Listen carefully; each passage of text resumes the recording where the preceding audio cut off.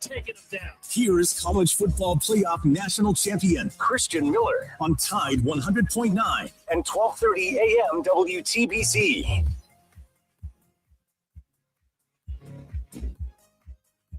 And welcome into this free-for-all Friday edition of the Miller's Edge, Tide 100.9, 1230 WTBC. Hope you guys are doing well. We got a lot to dive into on the show today, and I'm sure you guys will be excited to do so. You got two big things going on. You got, well, actually a number of things going on. Let me backtrack a little bit. Well, number one, you got spring scrimmage number one in the books. Those guys just wrapped that up, so we'll be recapping that, discussing that. And hearing from head coach Kalen DeBoer, who is scheduled to speak to the media probably, I don't know, any time from now, if I'm not mistaken. So we will be on the lookout for that live press conference, which we'll listen to it. We'll hear from the head coach. Hopefully we get some good questions asked by our media members in attendance. That way we can get a gauge on his thoughts on scrimmage number one. I know you guys are eager, probably trying to hear the latest details, and you'll hear from the head man himself, if I can speak. And my dad's going to say, you say that every day. Well, I guess I just can't speak every day. Maybe I need to, take some speech lessons. I don't know. Anyway, that said, we'll talk about that. Plus, you've got March Madness continuing. Alabama will take on Michigan in this Sweet 16 matchup this evening. We'll get Chase to break it down. Now, I will say, Chase is, you're what, one of two right now for your breakdowns and the things actually coming to fruition. So hopefully we can ride the momentum. You nailed it last time.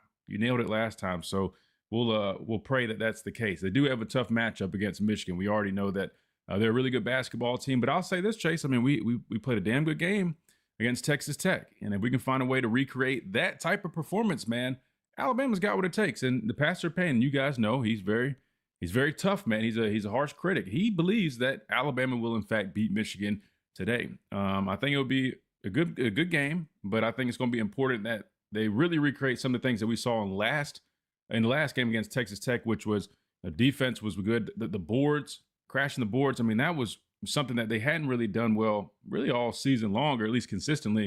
And they were pretty much doing I would probably call it their best all-around game to this point, in my opinion. Would you agree with that, Chase? I would say so myself. I think just the timing couldn't have been any perfect.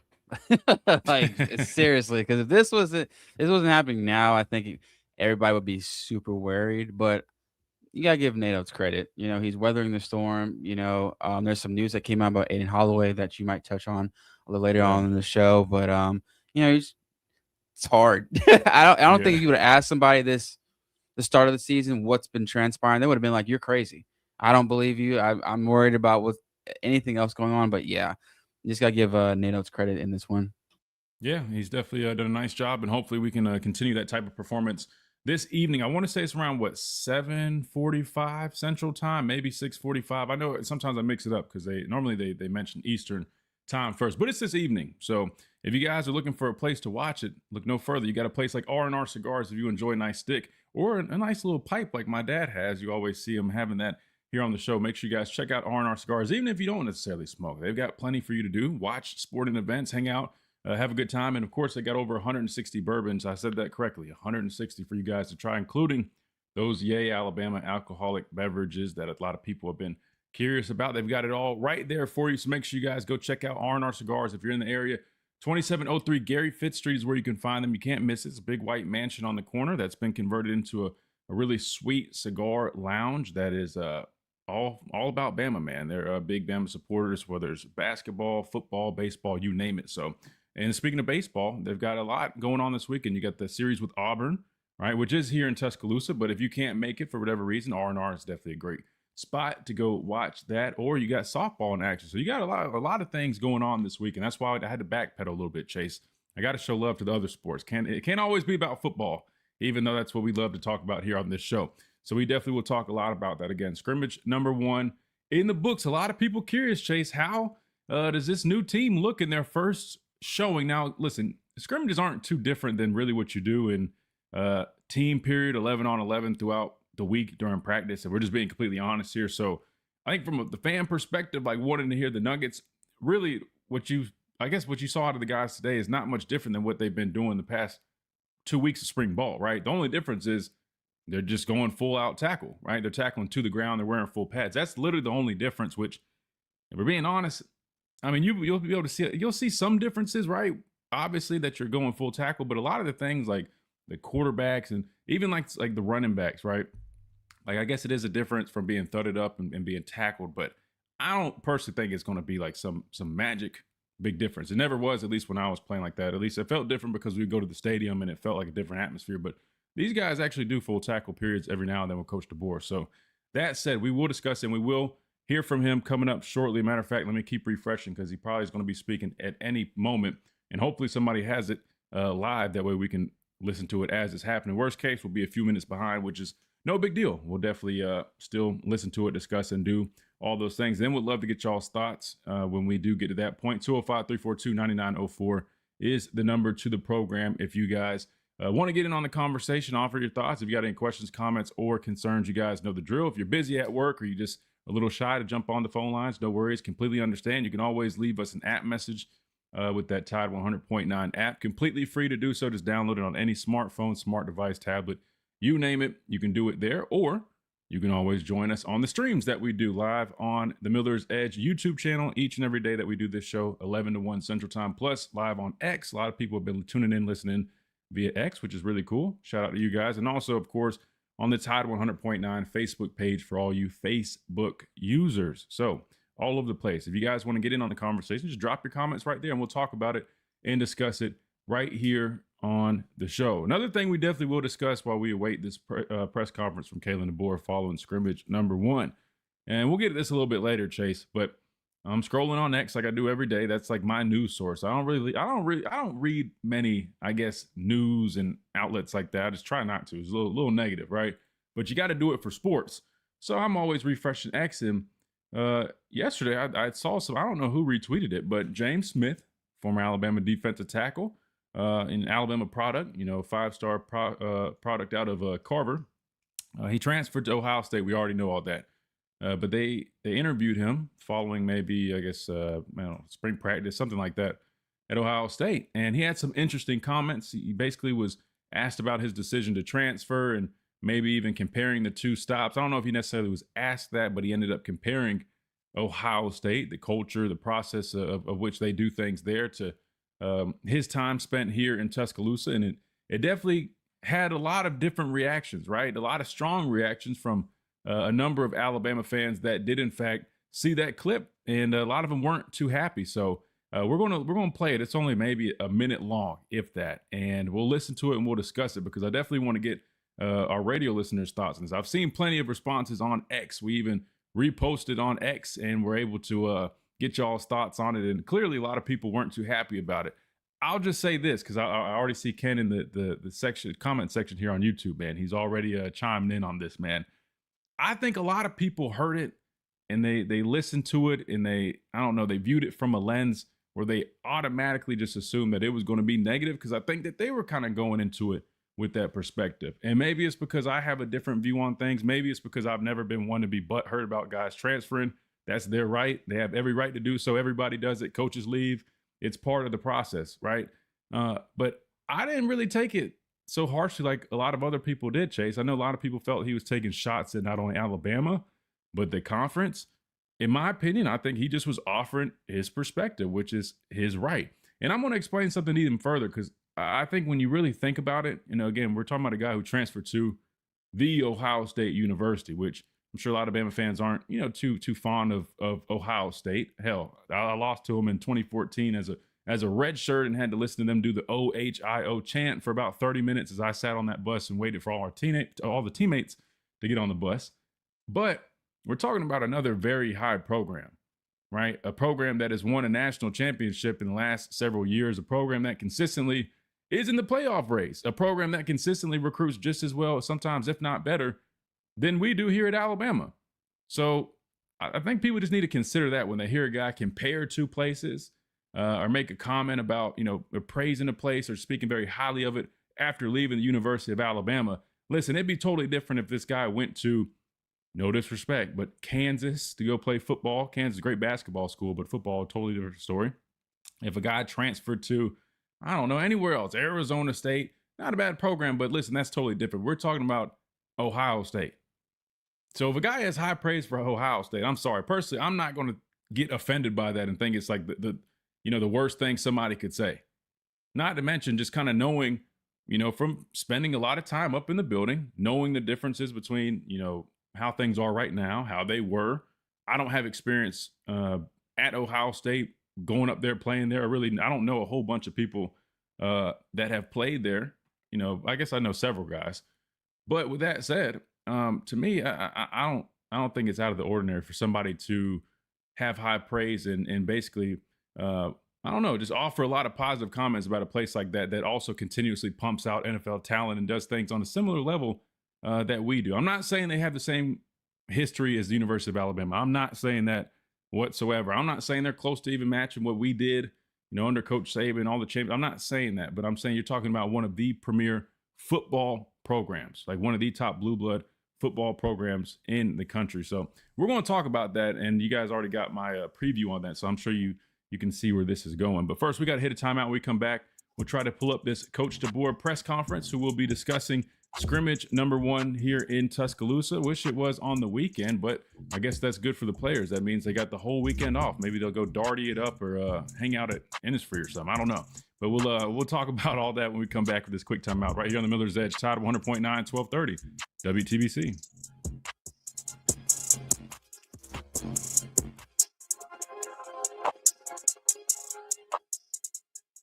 Whether it's day or night. All right, let's see who we got in here. Jake, what's up? Happy Friday. Been refreshing X all morning for scrimmage updates. Yeah, I don't know if you'll see many updates other than after Coach DeBoer speaks. I'm sure you'll probably see some stuff. This is one of those closed scrimmages. I'm sure there's probably several boosters that probably went up there, but and then with them doing it at Mount Moore, right? It's different. They used to always just go to the stadium and do scrimmages, and I feel like they would have different things. I don't know. Like I feel like it was just a little bit different. The way they're doing it now is just like another practice, but they're just basically implementing tackle periods.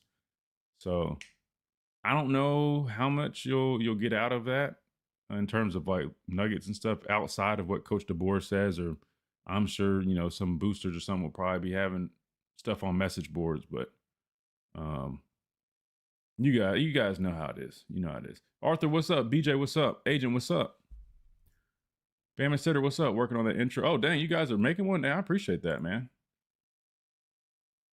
I appreciate that. Yeah, I made a little intro for fun on here. Not even like a real deal intro, but I guess the music that I used was I guess copyrighted music or something. So I stopped using it. It wasn't even really like an intro. It was just a simple I can't even remember what you call it. I don't think it was more kind of like a we'll be back type deal, but it looked good though. I was happy with it, but got to change the music. Nick, what's going on? Mike, what's up? Ken, what's up?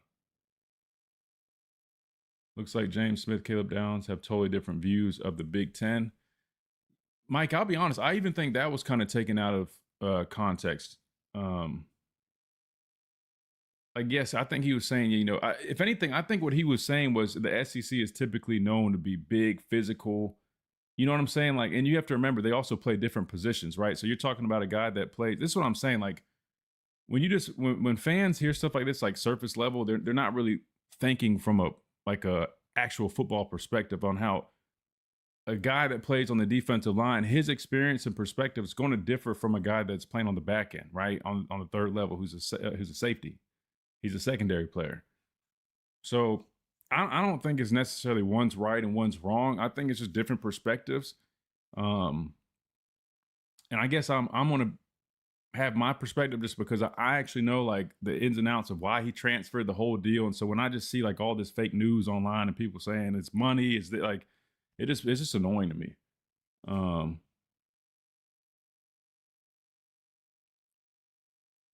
Carlos, what's up? Kyle, what's up? Travelpreneur, what's up? Kenji, what's up? Get him. Nah, it's actually the opposite, BJ. It's I'm not getting anybody. I'm defending them, man. Yeah, I'm not getting anybody, man.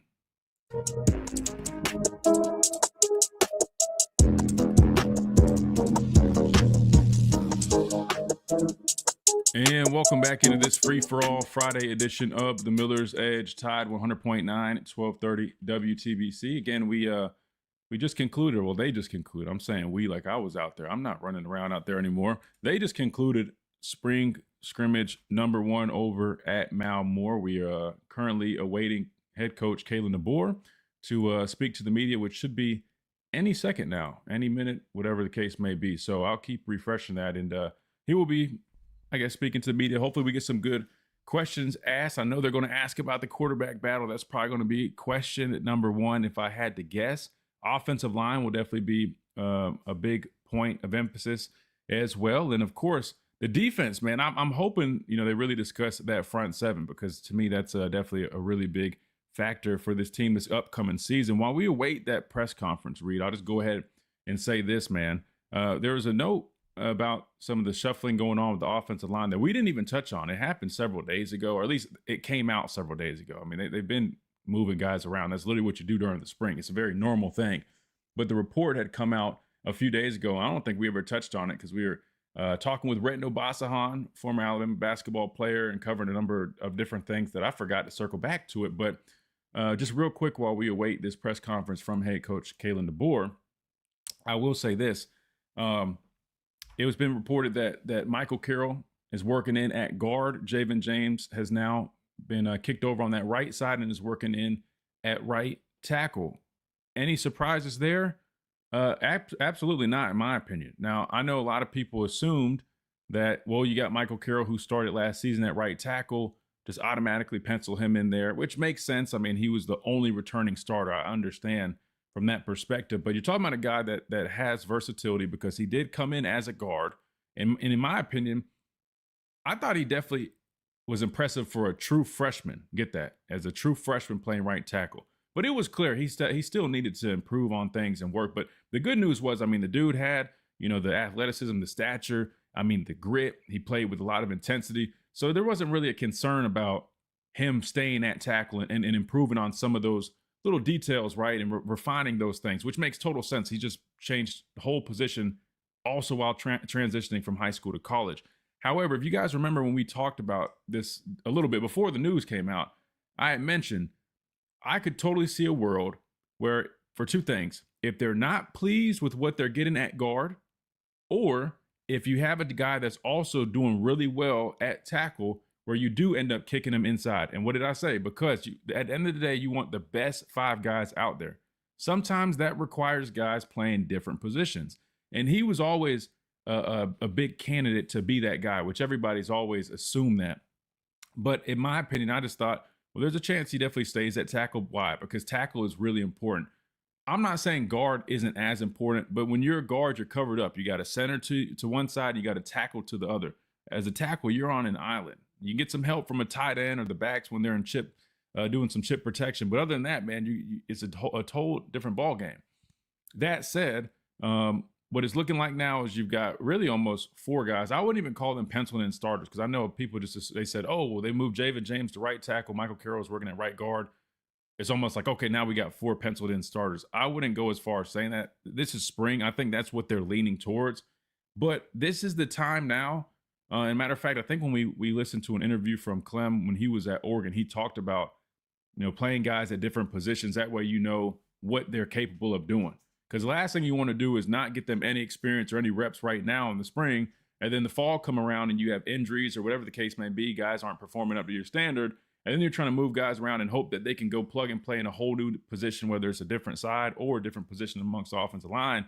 And that's just a tough ask at that moment. So basically, just wanted to throw this out there because I'm sure it's probably going to come up today post scrimmage number 1. But just my thoughts on it, Reed. I'll go ahead and say this. I actually like the move, and I'll tell you why. You bring in a guy like Javen James. Now, you guys know I'm very honest when I watch tape. When I watch his tape, I wasn't blown away, just being completely honest. But I do know that this guy has starting experience in the SEC. I know some, state fans like, oh, man, well, he left because he was getting beat bad. And I saw it on tape. I saw the Missouri game. There were some tough reps. But I also watched a number of snaps, a number of reps where we talked about this guy is a powerful guy, right? I think technique-wise, Sometimes he needs to mix it up a little bit. Pass rush and pass pro, it's like a chess game. I mean, the two-hand punch thing, we got to start doing independent hands. We got to mix up our technique a little bit, but we can work on that.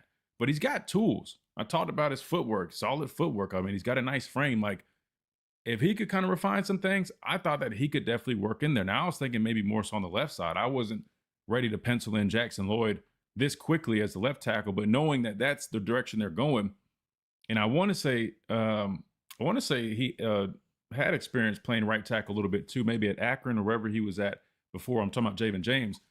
To me, it makes sense, and that goes with the theory that if you have a guy that also is playing at a starting level, which it sounds like Javen James has probably been pretty impressive, throw him in there at right tackle, which both quarterbacks are right-handed, so your blind side's on your left side anyways. That's going to be the more important tackle position. If he's good enough to play right tackle, sliding Michael Carroll in, you can pencil Michael Carroll in as a, all-conference, potentially he's an All-American as a true freshman at tackle. That's the caliber of player you have. And now you got a guy with starting experience at right tackle. There's a lot more, I guess, when you look at this offensive line, it doesn't feel as green as it once did when we were looking at it a few weeks ago, which I think goes back to tell you guys, when we were bringing all these guys and everybody was just assuming all these young guys are going to be automatic players. This is proving my point that it's not easy just finding plug and play players, especially when they're talking about young offensive linemen. That's just that you're just hoping for the best. And that's what me and a lot of other people were saying. But now you're starting to see it kind of come together. An experienced guy at right tackle. You kick a guy inside at right guard who's also going to be experienced and a really good player with a lot of upside. He's playing more of his natural position. You're hoping Racing and Delgado, who they spoke highly of in week 1 of spring ball, can kind of continue to make those steps and transition, coming from Cal Poly, now playing in the SEC. And I think, left guard, you got some interesting options. I like Will Sanders, who he played a lot last year. He's out right now. I think with a little bit of an off-season operation. And then Jackson Lloyd, if you watch his tape, definitely a lot of upside. He's just, inexperienced. So you're hoping that he can definitely, turn the corner and continue to provide a presence at left tackle. That being said, this first team offensive line, the way it stands right now, Reed, I would say is starting to come together. And I think it looks a little bit more. Again, I'm not going to go as far as saying, it's some immediate upgrade, because if you look at the players that we had last season, we had good players on the offensive line. Caden Proctor, I mean, this guy's going to be a first-round draft pick.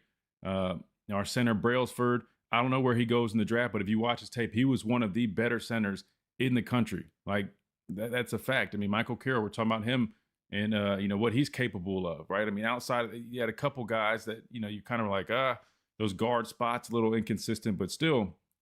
That said, I don't think it's ever really been the talent. I just think we haven't got the most out of these guys. And hopefully that's what a guy like Adrian Clem can do as he comes in here in his first season under head coach Kalen DeBoer in this offensive staff. I'm trying to think of other things as we await this press conference, which I'm pretty sure is probably already here. I'm just talking to this point, which we got to hit a timeout here in a second.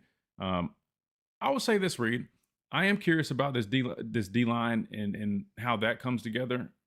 Speaking of the whole James Smith thing, I know everybody immediately and they're jumping and saying, well, we bring in this guy and he's going to produce. Again, you just got to wait and see how it comes together. Man. I just think I always urge fans to be cautiously optimistic, especially this early on. There's no telling how things are going to really come together. Now, I will say I've been hearing, some good things about a number of the guys that did transfer in defensively, right? I mean, people have been very pleased, like Caleb Woodson. I think you can just go ahead and pencil him in as the starter at middle backer. I think at this point, it's really who's going to play alongside him. He's been really impressive, and he's a veteran in that group, something you need. I was a little questionable about, his background. I know he came from, being a DB, hadn't really played a whole bunch of, he played last 2 seasons as a backer and was, one of the more productive guys at Virginia Tech, but still that's a little bit different than the guy who's been playing it his whole life. Sounds like he's definitely made quite the impression on this staff so far. And now it's just kind of like, who are we going to put in there with him? And I think they've been playing a number of guys. I mean, QB Reese has been getting a lot of reps. I mean, Luke Metz, all these guys are rotating in. So it's really about whoever can separate themselves at that linebacker position. But I'm curious to get coach's thoughts on maybe what he saw out of that group. And of course, the defensive line. We've been talking about the big thing, and the thing that I'm definitely paying attention to, pass rush, right? How is our pass rush going to develop this upcoming season? The secondary is straight, but who's going to be working with Yonze Pierre. Can't be a one-guy thing, man. He can't do it himself. So hopefully we can continue to emerge some other guys in that room. Let's go ahead and hit this timeout about a minute early. That way when we come back, we'll hear from head coach Kalen DeBoer, who will be addressing spring scrimmage number 1. Spring scrimmage number 1. It's like a freaking tongue twister, Reed. You say it, man. Say it fast. Say it for me one more time. Spring scrimmage number 1. Spring scrimmage number 1. All right, damn it. See, but if I said that like 5 times, then I'm gonna get caught up. Maybe you need to host the show. I mean, goodness, man, I can't even get the words out. All right, but we'll get this timeout out the way. When we come back, we'll hear from head coach Kalen DeBoer and get his thoughts on Alabama football's first spring scrimmage of spring practice right here on the Miller's Edge, Tide 100.9, 1230 WTBC.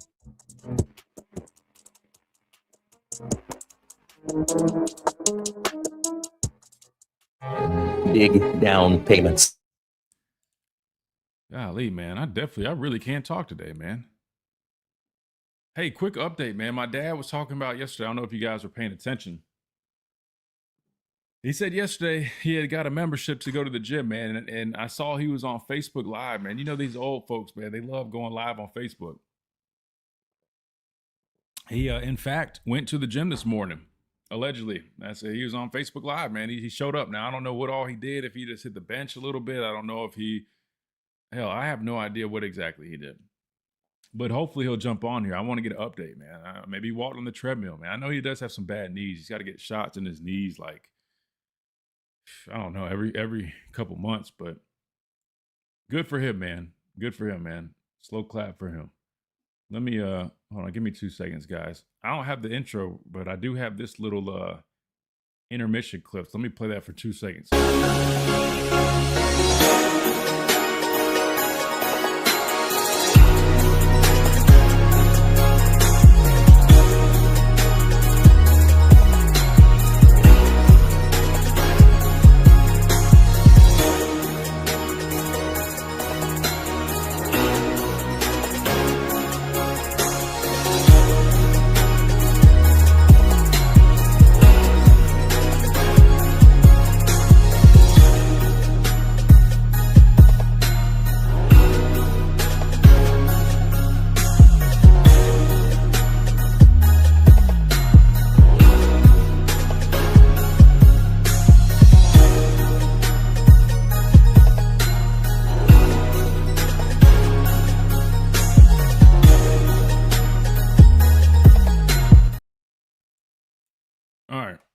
Sorry, I had to do something real quick.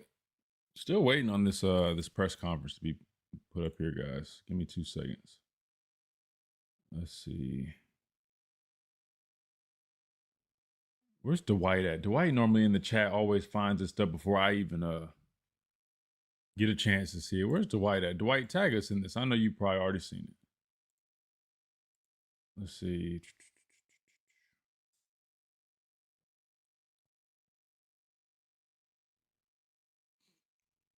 I don't even think he started speaking yet. It looks like yeah, if he did, he just started. So it ain't I don't even think it took place yet. So we're still waiting Coach DeBoer. We'll man, I don't want to talk about the James Smith thing just yet because excuse me, I want to have some time to dive into it. I want my dad to jump on here for that one too. Let me text him.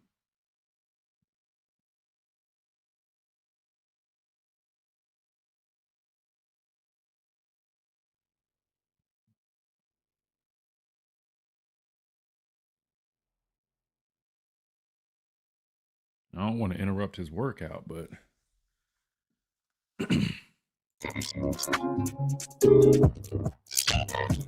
and welcome back into this free-for-all Friday edition of the Miller's Edge, Tide 100.9, 1230 WTBC. We're waiting Coach DeBoer to speak to the media following scrimmage number 1, spring scrimmage number 1. There it is.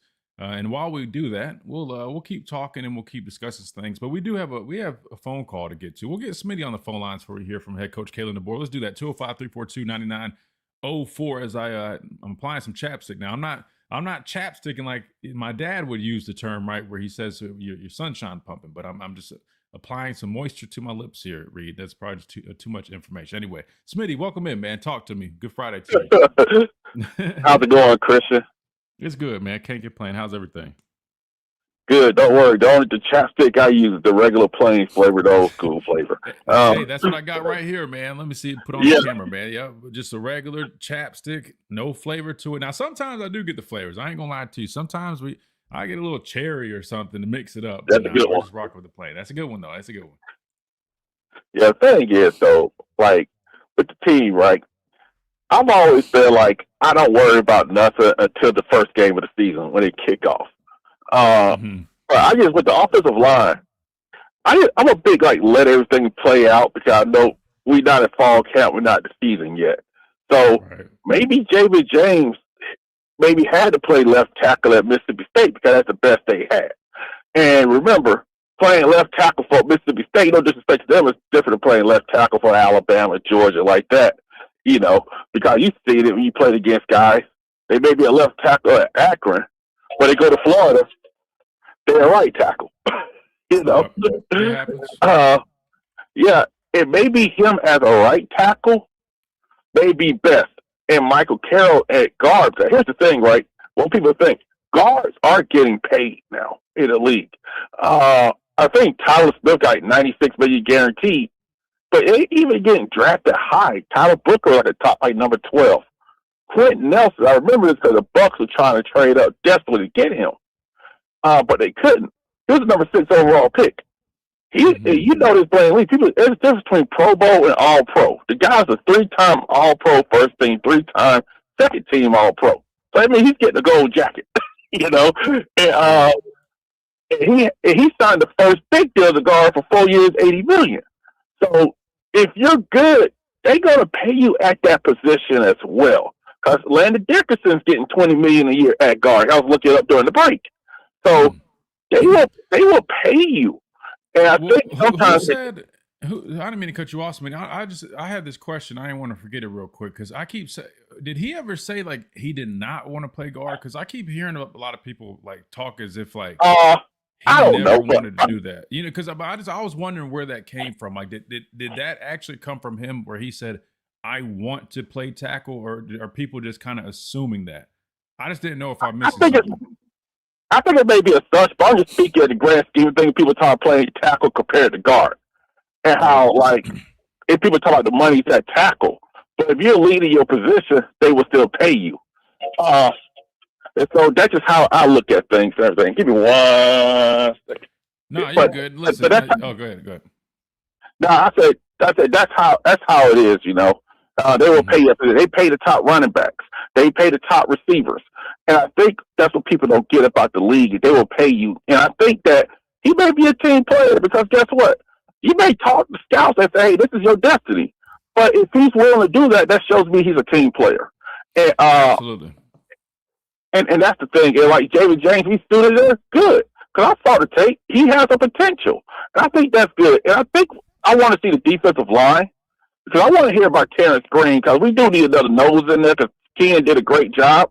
But we need another nose in there. And I want to hear about how they did. So I know the secondary is going to be good, but there's no point in having a great secondary if you can't get home in 4.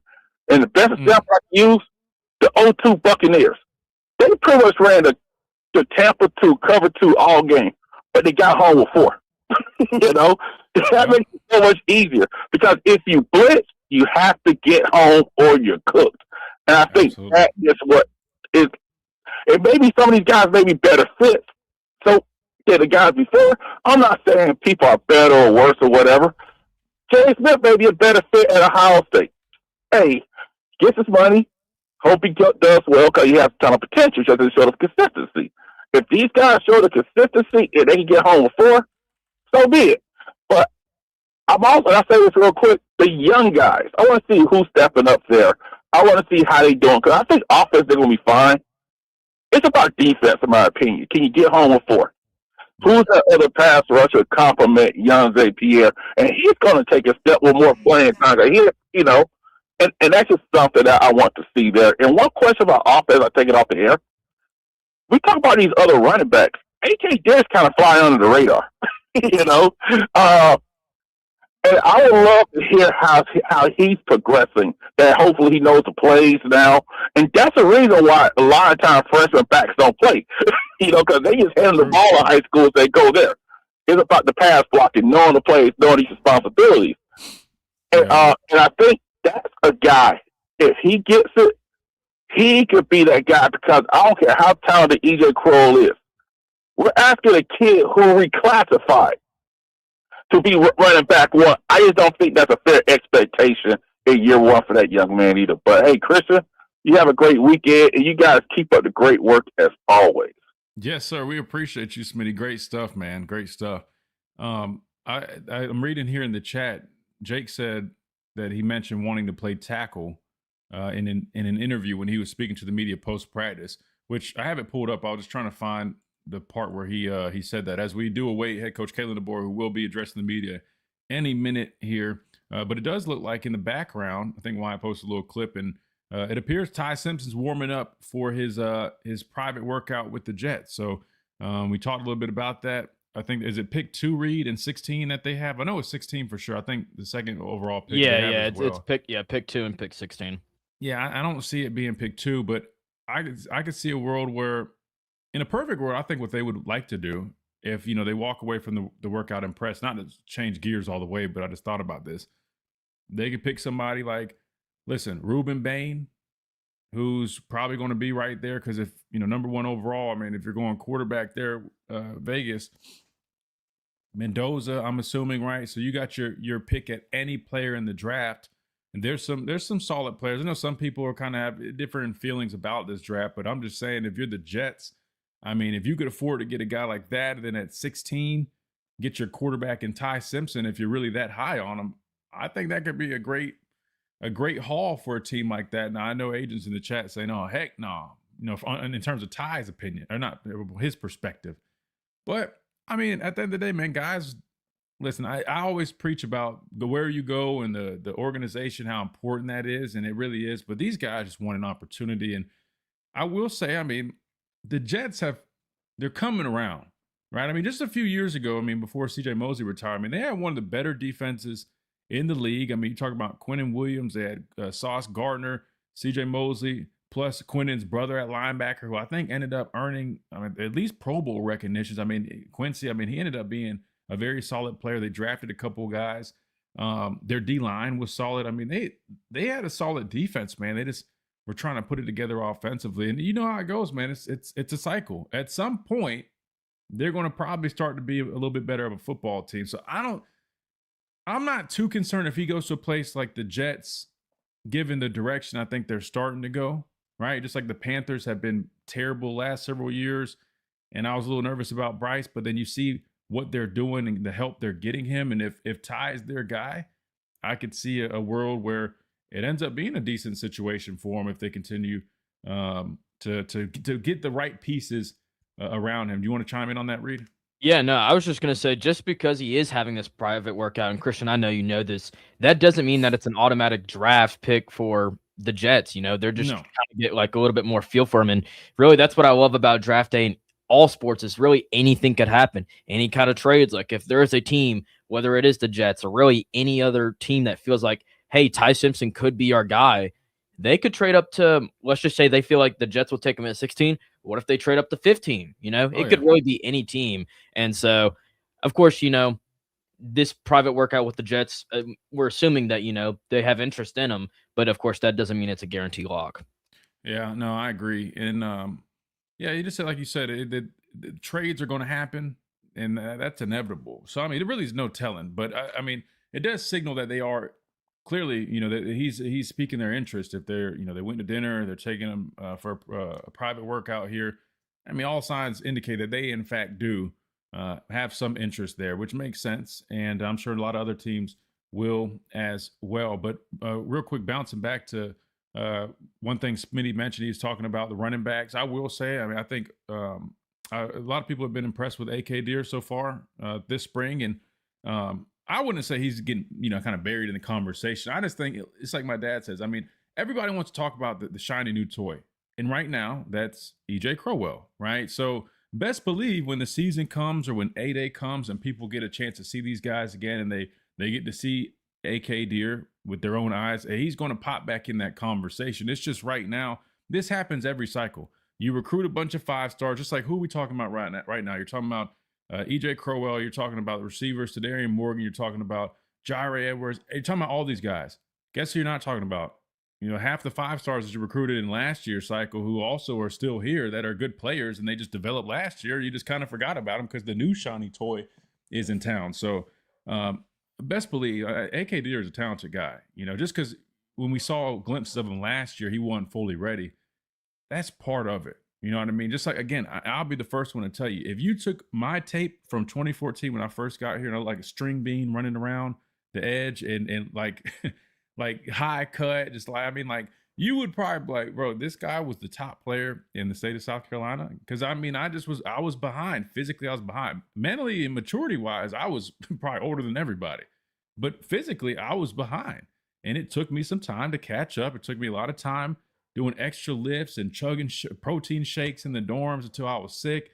And finally, as I got bigger and my body developed and I had a better understanding of, how this game works at this level, like Coach Saban's system, this pro style defense, I finally started to become that player. So you got to remember, there's a lot of those guys on this roster that you might be forgetting about right now, but best believe, man, they'll pop back up and you'll definitely start hearing about them again. But I definitely think AK Deere, I don't think he's like forgotten, but it's just EJ Crowell. Everybody's they're thinking about that guy right now. Rightfully so, really good football player. And hopefully we'll get to hear some details on those guys and more from head coach Kalen DeBoer as he addresses the media coming up anytime now. Hopefully we have it when we come back right now on Miller's Edge, Tide 100.9, 1230, WTBC.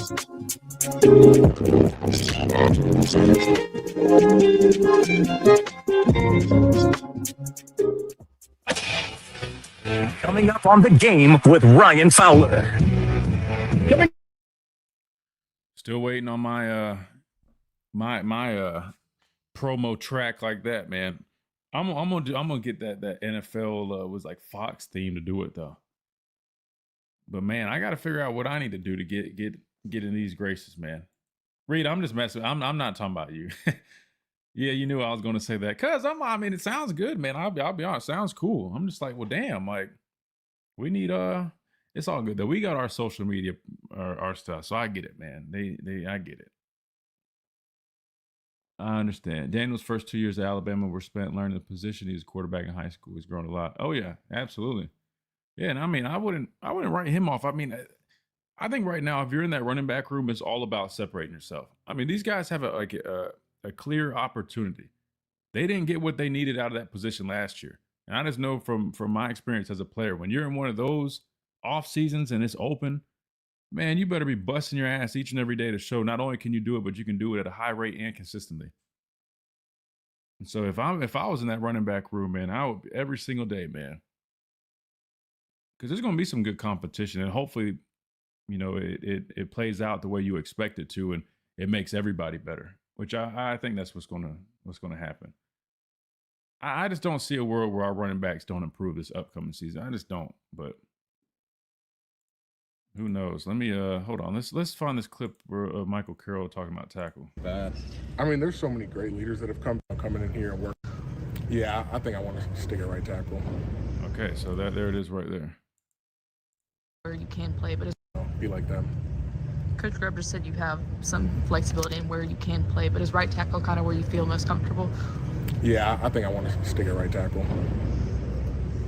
What can you tell us about Caden Strayhorn, your former IMG teammate? All right, so yeah, he mentioned this, so that's where it was coming from. I appreciate that, Jake, because we didn't get to listen to this, so that's why I didn't even hear him say it. I was wondering where that was coming from because I kept seeing people say like, man, he's the guy that wants to play tackle and, you make more money playing tackle. I'm like, did he ever say that? Or are we just assuming that? I wasn't entirely sure, but listen, at the end of the day, it's really not etched in stone. He can always jump back to playing tackle without a doubt. But I do respect him for being selfless. But I will say this too. Guys don't really have a choice like that. To be fair, like I can't imagine a world where a dude would just say like, I guess it does probably happen. But it's never happened with any team that I've been on where you just maybe had a dude say, oh, I'm not playing that. Like when Coach Saban came to me and asked me to learn inside backer, I remember like, oh, hell no. Like in my head, I was like, hell no, I don't want to play inside backer. Even though growing up, that's what I wanted to play. I didn't want to play on the edge. And then I ended up falling in love with playing on the edge. And I was like, no. I don't want to play middle backer. But guess what? When I went and met with them, guess what I said? You know what I said? Yes, sir. And that spring, I was playing some inside backer.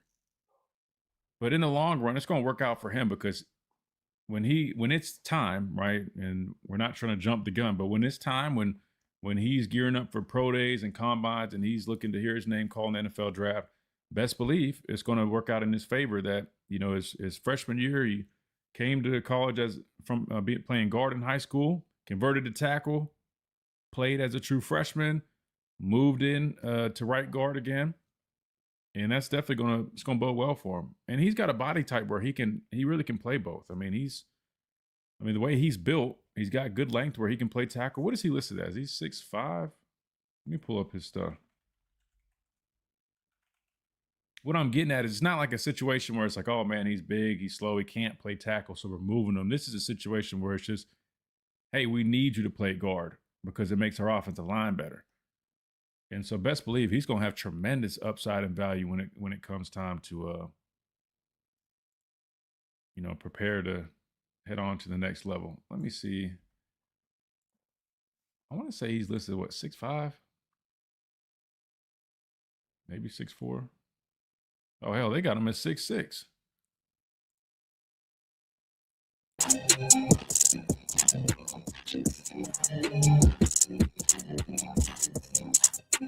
And welcome back into this free-for-all Friday edition of the Miller's Edge, Tide 100.9, 1230 WTBC. All right, we're awaiting head coach Kalen DeBoer to address the media following scrimmage number 1. Let's refresh this one more time, Reed. I got a good feeling. I have a feeling that it's going to be up there now. I mean, it was scheduled for I think 11:15. Definitely probably ran a little late. I'm sure he was talking to recruits post practice. Don't see it just yet, man. So still might be waiting for that to conclude. But we'll get to it when we get to it. Maybe, you know what? I got a feeling when we come out from the top of the hour break, it'll be sitting right there ready for us, which will be smooth. In the meantime, I'll throw it to you real quick, Reed, as we await that.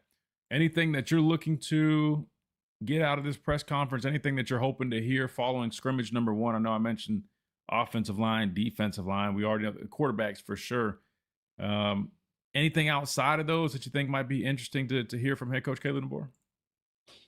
Not really, Christian. I think you did point out a great detail, though, in the last segment, really about that new, squeaky toy that you referenced. I'm hoping, maybe someone brings up some questions about those, those second-year guys, those former 5-stars that are now, I wouldn't say like put under the rug, but, with those new, recruits, those new 5-stars, they're just grabbing that attention. So kind of guys like the AK Deer that, they're going to progress. And I think you made a good point, really seeing what kind of guys. So I guess let me flip that back to you. Is there any other guys outside of AK Deer that you could think of, second-year guys that maybe got some playing time first year that you really feel like is going to take a huge step going into year 2? That's a great question. I think Chuck McDonald comes to mind. I don't even know if he really played a whole bunch last season, but I do know, he was a guy that was he was recruited pretty heavily, I would say, when he was coming out of high school. And I know a lot of people were excited about him. We didn't see too much of him from last season, but we did hear a lot about him, I think, week 1 as the defensive coordinator Kane Womack. He spoke to the media. I think he had mentioned Chuck McDonald being a guy that's been working in a little bit more. So with that said, I think some of those guys like that in that secondary, you mentioned second-year players. So, I guess like Ivan Taylor, I know those are going to be more depth pieces, but I think it's important. Why? Because number 1, we know injuries are a thing. And I think we have a lot of, interesting pieces in that secondary that aren't necessarily expected to step up, but they're going to be expected to provide some depth. And I just know when you talk about different nickel packages, dime packages, outside of you got like a corner, we already know in terms of secondary, you got DeJohn Lee, you've got Xavier Brown, and you've got the 2 safeties, Bray Hubbard and Keon Sapp, 2 vets back there. And then you even at really, I would almost go as far as saying even at Husky, that's almost like a quote-unquote return starter because Red Morgan ended up pretty much playing just as much as Deshaun Jones. That said, I know you're wondering, well, then how are other people going to get on the field? Well, some of those dime packages, I know Zay Mincy, we saw some of him last season. I thought he had some okay things. Auburn game was a little bit tough for him. I think he had a couple of plays I think ended up, costing us a little bit. But I'm curious, can he take that next step? I remember watching him when he first got to Tuscaloosa, and it was, I think, during the spring. And I just remember I was like, man, this is a big guy. I mean, this guy's like 6'2". He's built. I mean, we rave about Jaire Edwards, but we kind of already had a guy like Jaire Edwards on the roster, if you really think about it. I mean, Mincy is a big dude. He's very similarly built in that regard. If he can kind of take that next step, I think he could be an interesting player as well. So I would say some of those guys that I feel like you maybe forget about a little bit. I'm trying to think moving down. I mean, London Simmons, we've been talking about him. I wouldn't consider him like somebody that's kind of we're hoping to see emerge. I would mention maybe, I'm going to expand. I'm not going to say only second-year guys. I'll say even some of these third-year guys as well. That's fair. Yeah. Yeah, only because if I had a list, it'd be better, but I don't have the exact list of some of those guys from last year. And plus, sometimes it takes, that third year to, eventually kind of get into that rotation. Yeah. So somebody on X just mentioned Kirkpatrick. I wasn't sure if I think he's going on his third year. I don't think last year was his first year. I think it was, or was it?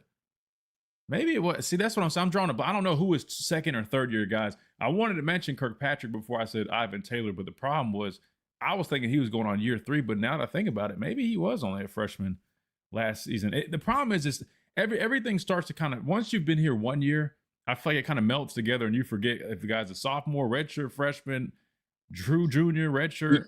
Yeah, Kirkpatrick Jr. is going into year 3. Okay, that's what I thought. Okay, so even now that we've expanded it, to me, if we're talking about depth secondary pieces, I would throw him in probably first in that conversation. I mean, and the reason I say that is outside of some of the off the field stuff from last season. I mean, and I know Landon, was breaking down some tape. You just watch the way he plays. I mean, obviously he's got the pedigree. He comes from his pops who played here was a damn good football player here, also in the league for a number of years. So, I mean, it runs in the family, but he's physical, he's instinctual. And he just like, when he came in the game last season, he flashed. And that's kind of, it goes back to what my dad was talking about. Like, and that's what these coaches look for. Like, I'll be honest, for me, like, I almost got caught up in this trap where I was trying to just do my job so much when I got here because I was, oh, this is our system. We're taught to do this. And I almost had to be reminded. It almost took me a minute to remember, like, hey, man, like, it's good to be trustworthy and be a guy they can depend on. But at the end of the day, man, it's about making plays. And that's what's going to make you pop. I'm not saying like, oh, to get drafted, but I'm saying even for these coaches, like if you want to get on the football field, yes, you have to be dependable. Like that's a really big deal. But I was dependable for my first few years, and I didn't really start getting those true opportunities until I really made a statement and popped. He's one of those guys where every time he's on the football field, he popped. The reason I bring up QB Reese when we talk about some of these young linebackers is why. When I turn on the tape, he pops. He's a little bit more instinctual. He's flying around a little bit. Like he stands out. Not to say like Luke Metz and those guys aren't as good. He flashes. And I think, guys like that, they're always going to stand out to me. And it makes me a little bit more curious about what they can do if they get an opportunity. Looking at the other side of the ball, I know, let's see. I know you guys in the chat were throwing out some names. I think Coach Al mentioned somebody in here. If I saw that right, maybe he didn't. I'm making that up. I thought I just saw him mention somebody. Maybe, oh no, there it is. Abdul Sanders, Duke Johnson. Duke Johnson, I thought he looked pretty good when I think it was when I first saw him.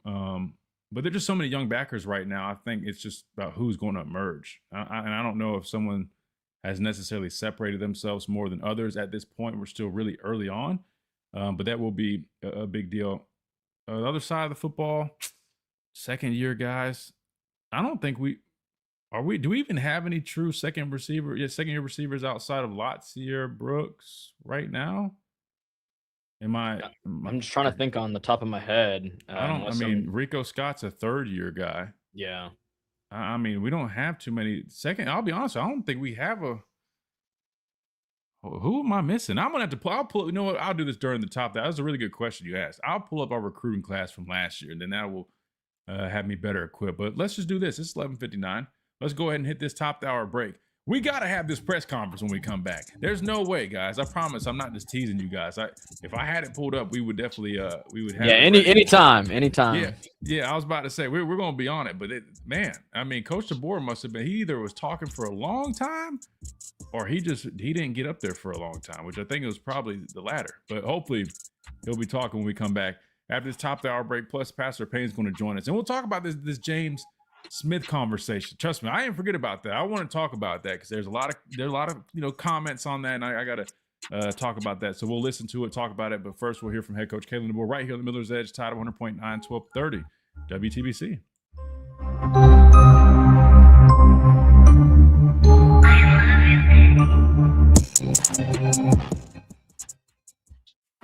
WTBC Tuscaloosa. Meadows. Okay, there you go. Thank you. I was like, maybe there was somebody we're forgetting. Meadows is a good one. You know, I like Meadows. I know he got some time. Last season, I'll just be honest. For some reason, I feel like he's a guy that could end up getting passed up a little bit. Not saying that I think he's going to play, but I could see him being a guy like, you got Ryan Williams, you got Latia Brooks, you bring in Noah Rogers, Rico Scott, and then I just feel like Sedarian Morgan, man, he's been really impressive. And I just feel like Derek Meadows is a good player, but I could see him getting passed up a little bit. Meadows is huge to the development and success of his offense. Why do you say that? Why do you put so much emphasis on him? I mean, I know we were a little thin in that receiver, and we've added a bunch of younger players now, but I just see a world where if Sedarian Morgan ends up being as advertised and continues to impress the way he's done, this early on through spring, I could see a world where Meadows gets passed up a little bit. Not saying he doesn't play, but just meaning I feel like he kind of is going to be limited,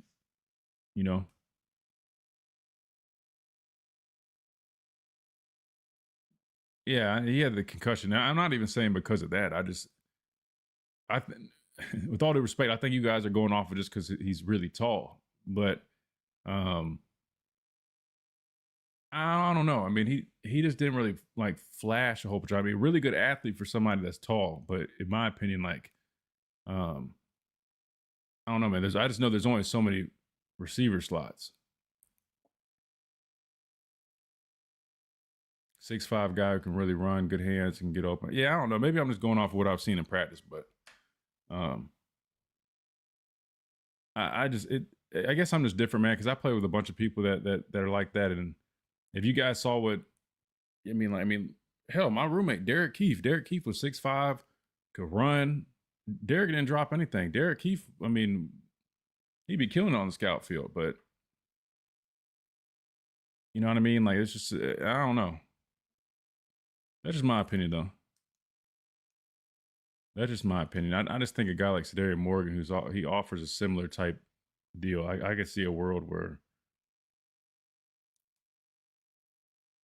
y'all just tell me. For you guys that think he's going to be that guy, who do you see him passing up? Because in order for him to really play, that means he's going to have to beat somebody out. So tell me, who do you think he's beating out?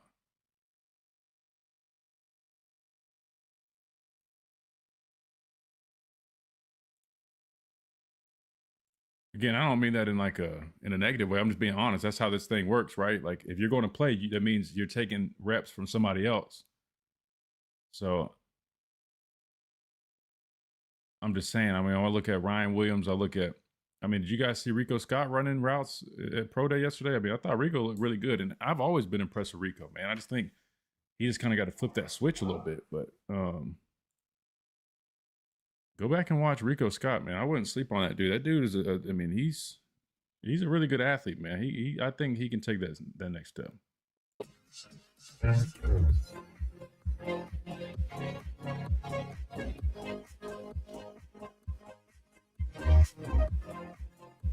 And welcome back into this free-for-all Friday edition of the Miller's Edge. Tide 100.9, 1230 WTBC. BC. I wish I could go ahead and just tell you, man, I had some great news to share, but I don't, because I still don't see this press conference popping up. Matter of fact, I'm gonna have to put Dwight on press conference duty. He always finds everything ASAP anyway, so maybe we'll throw Dwight on that, because at this point, Reed, I mean, goodness gracious, man. I mean, Yeah, Reed, what do you think it is, man? I don't know, because I've been looking around as well, and even just searching up, KB's name in Twitter or X, whatever you refer it to. The latest hasn't been posted since about 45 minutes ago.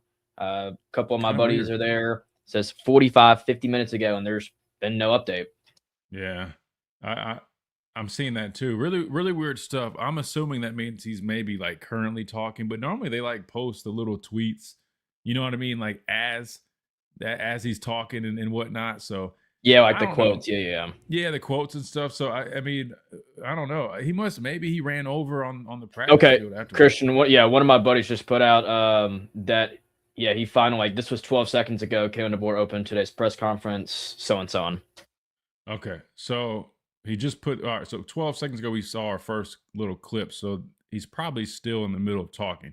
We'll get to it in a second.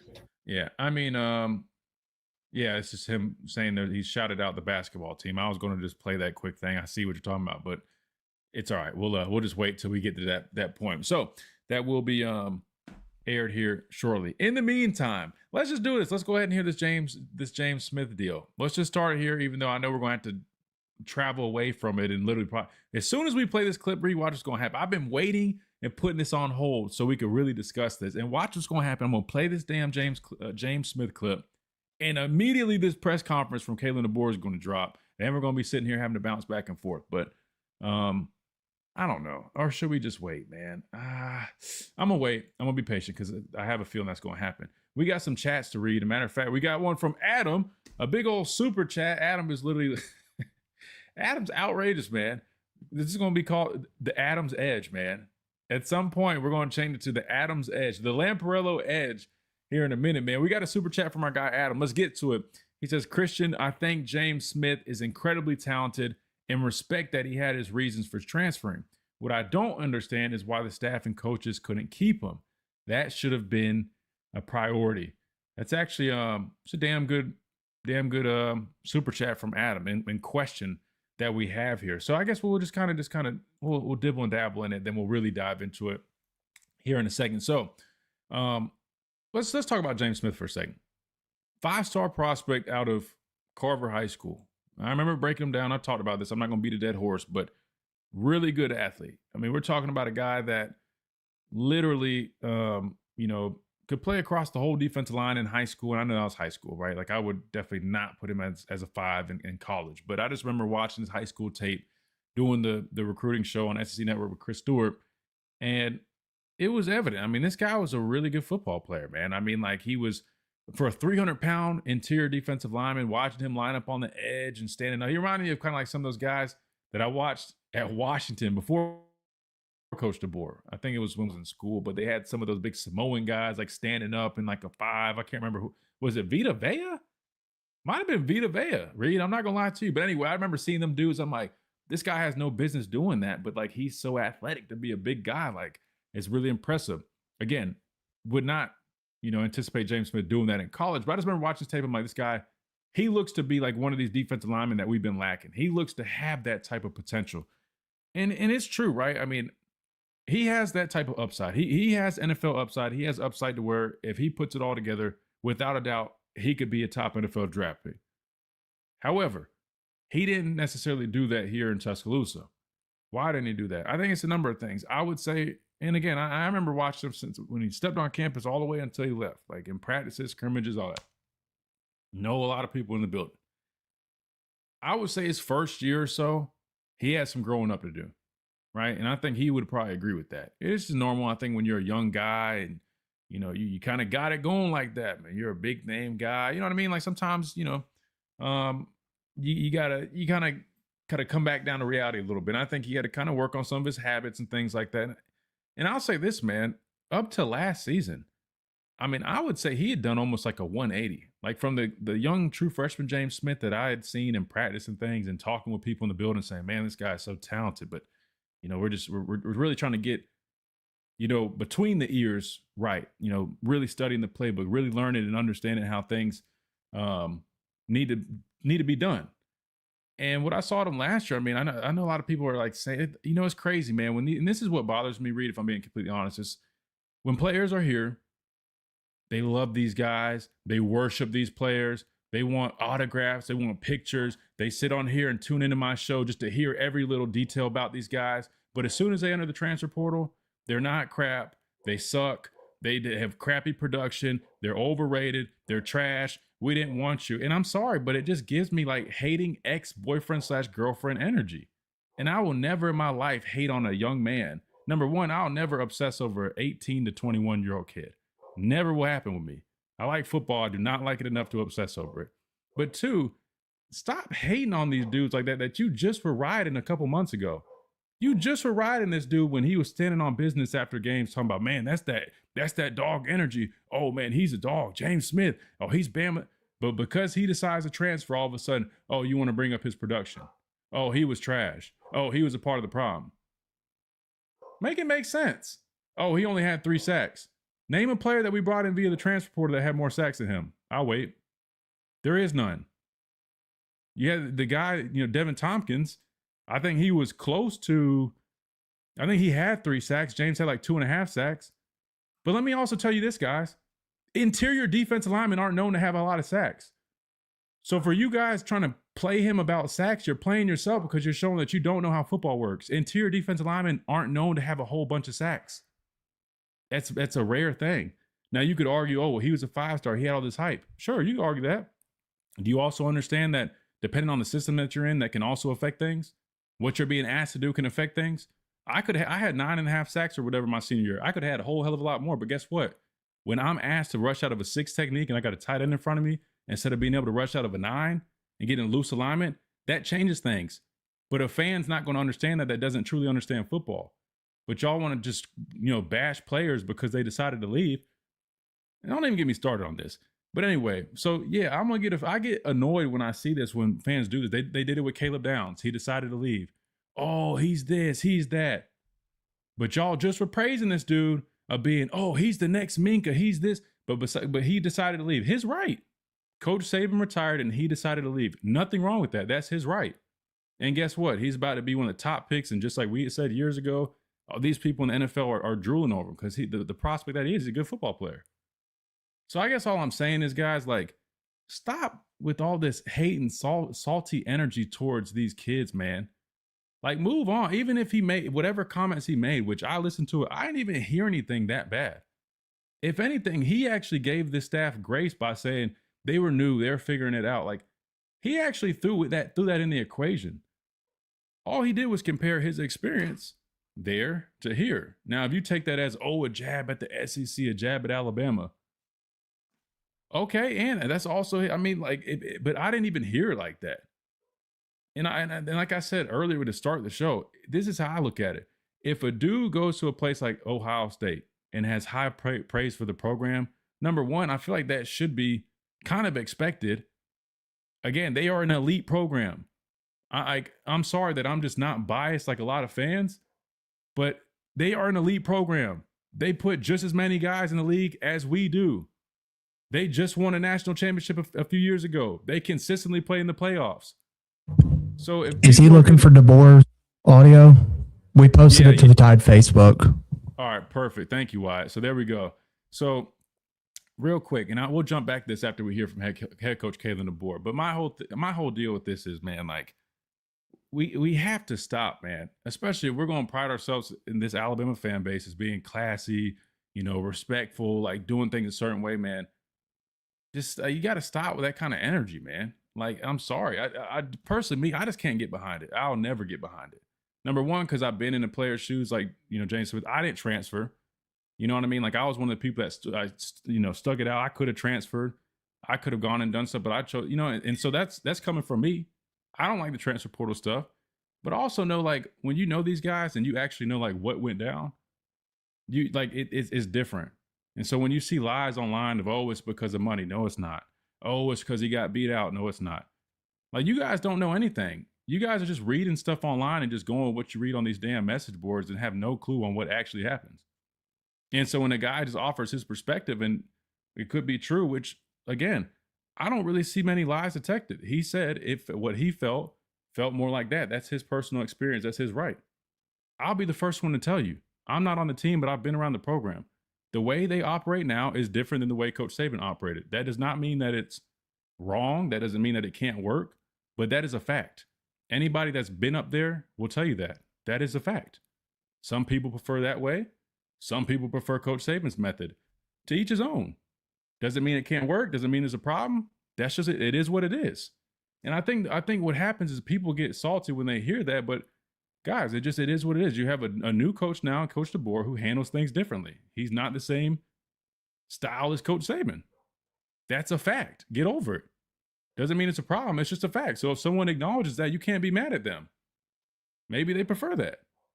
And it is what it is. So I'll leave it on that. We'll circle back to it. But first, we got to hit the timeout. We'll hear from head coach Kalen DeBoer, and we got the Pastor Payne on here. So we'll do all that on the other side right here on the Miller's Edge. Tide 100.9, 1230 WTBC. Quick timeout. Don't go anywhere. We'll be right back.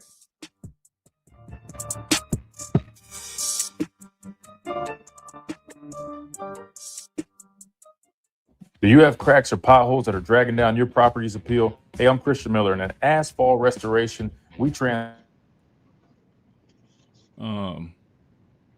Yeah. So I sound like you for a second, man. I had to speak the truth, man. Well, that's what you always should do. No, I know, man, but it's just something about like when it comes to these players, listen, I'm gonna go to bat for the guys, man. I can't, man. I can't. Well, I'm James Smith transfer. All right, you're a couple months behind. James Smith transferred, Quay Rousseau transferred, but they both went to Ohio State. So immediately, and of course, and I get it. Like you think Ohio State, just like if somebody transferred to Texas, especially, bigger profile players like that were highly recruited. It's just, they did it because of money. But the reality is, my best friend was the assistant defensive line coach. I know a lot of people in there. I'm just saying, I know that's not the case. I'm not going to sit there and go into all these details. It's not my place to be speaking on that, but I'm just saying, the people got mad basically because he came out. He was being interviewed at Ohio State. And long story short, I don't remember. I think they were just talking about why he transferred. And I'll play the clip for you here in a second. I can play it right now. It's only 2 seconds long, but I honestly didn't know they transferred to Ohio State. Yeah, they it's that part's old. Not old, but it was, they transferred it during the transfer portal period. But anyway, he had made comments, and he basically was saying when he got to Ohio State, it reminded him of his freshman year, when he first got to Alabama with Coach Saban. And he mentioned the intensity, the things that they do there just feels intentional. And then he also threw in, he made sure he added, we had a new staff. All right. What? Half and half refill. Oh my God. Anyway, so he basically just kind of just offering his perspective so far being at Ohio State, and he had a lot of praise talking about the intensity, and he basically said that SEC, you're used to kind of bigger, slower guys, basically saying a bigger. I think about we talk about the offensive line and all that in the SEC, big, heavier guys. He was basically saying there, it feels like the speed's a little bit different. They're trying to really wear on their opponents, and they're pushing them every day. And he acknowledged that, the new staff that came in Alabama, they were new, trying to figure things out. But people immediately took it as if, he's bashing people. And they're saying, well, he only had 3 sacks, or he did this, he sucks. And I'm just seeing all this. I'm but this is the same guy that less than 6 months ago, y'all all were on his dick, because he was sitting there. Whoa. I'm not on radio. I'm on YouTube. Huh? Because when he was staying on business after games, people were oh man, that's that energy. Everybody loved him. But now it's he gets too many penalties. He sucks. He's this. Yeah, but here, hold on. First of all, these are fans, bro. These are fans. That's what they do. This is not new. They do it every program. This is who they are. You can't get caught up into what. I mean, that's what they're going to do. It's the same thing if the kid's committed to school, then he transferred to said school, then now all of a sudden the kid sucks, right? The kid can't play. Oh, he wasn't good enough anyway. Same thing they said about you. They do it. It's the same thing. I mean, so it's just. So wish Coach Oates. Sorry. It's a bunch of crap. I mean, that ain't even deserving of any of your energy. I mean, so they can say what they want to. You know that they don't know. You know facts. You know the situation. You don't have to keep saying, "Oh, it's my best friend." No, I don't waste your time on that foolishness, bro. I mean, like, come on, these fans. That's what they do. I mean, they're upset. They're mad that somebody, it's kind of like somebody break up with you, and you're gonna be mad. I mean, that's just what it is. Now, if that makes you feel better to say the person is this, that, and the third, so who gives a crap if he did leave for money? That's his right. That's the life they live in now. Which he didn't, but I got you. Well, no, it don't matter. I mean, now who cares why he left? He left because he had a reason, whether it be, I want to go to Ohio State, I got a better chance to win a national championship there. The coaches are more physical the way I want to play, or whatever it be. Or I left because they offered me a Who cares? He's able to do that. That's what transfer portal, that's what the new system allows you to do. So that's just what these kids going to do. I mean, so. Hold on. Let me bring this back. And welcome back into this free-for-all Friday edition of the Miller's Edge, Tide 100.9, 1230 WTBC. All right, we got the press conference from head coach Kalen DeBoer, but we're going to put a bow on this whole thing. We got the Pastor Payne on here, and he was talking during our timeout, just kind of chiming in on that. But real quick, before he does that, we were talking about the James Smith video, which, again, we were bringing it up because it made headlines yesterday as he was interviewed, I think, following a practice at Ohio State. And it's a little 50-second clip, so I'm going to play it so you guys have context of what the heck I've been going on a rant about, and also what my pops, Pastor Payne, was just talking about. So here was James Smith talking to the media yesterday, and this was him on his decision to transfer from Alabama to Ohio State, and then offering some details on the two places and how they differed a little bit. When I was there, it was like, we working hard and this, that, like here it's the same, but it's like the intensity. It's like, it's almost like everything is so much fast. I feel like it's a big team. It's to see me big and like kind of slower. Here it's like more fast and more speed. We're just trying to, really weigh an opponent down.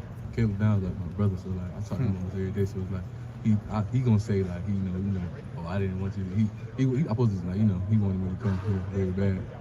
I kind of say like it kind of gave me like a feeling from back like when I visited as a freshman with Saban, like kind of felt like that, like because here like I ain't gonna lie, I came here, they didn't lie to me not one time. Like nothing they told me, Coach Larry Johnson told me like, it's gonna be hard, like, so I was okay with it.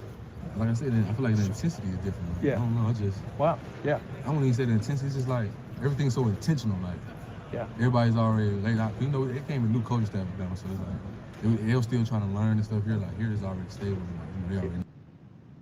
So again, nothing he said I heard, and he literally even alluded to new staff they were trying to learn. Like that's a fact.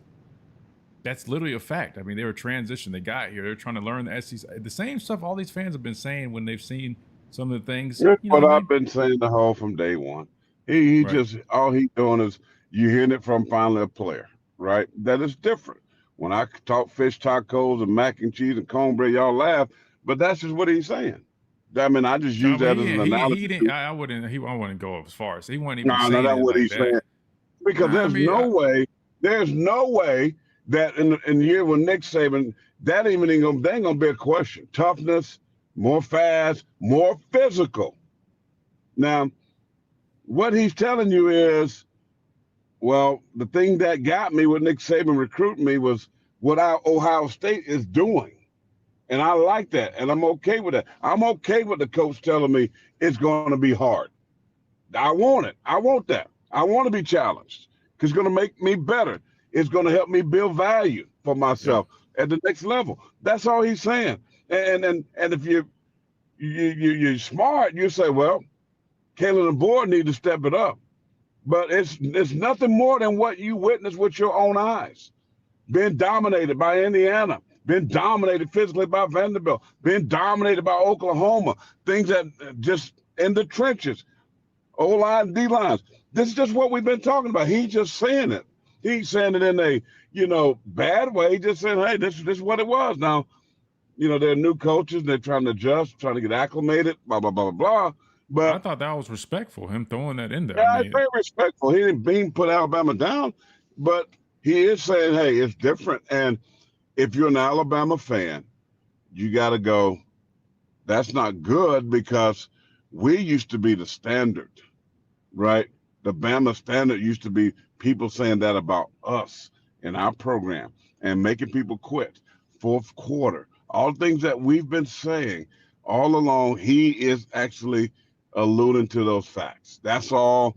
You can get mad all you want to, right? You can pout all you want to, and he ain't this, and he only had, say what you want to.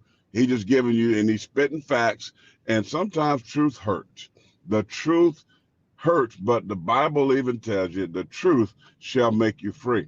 And so it is what it is. And so if I'm a Bama fan, and I am, I'm saying, Kalen, boy, you gotta change that whole mantra of toughness. This whole soft, nice guy, is all good, but in the SEC at Alabama, it's not going to work.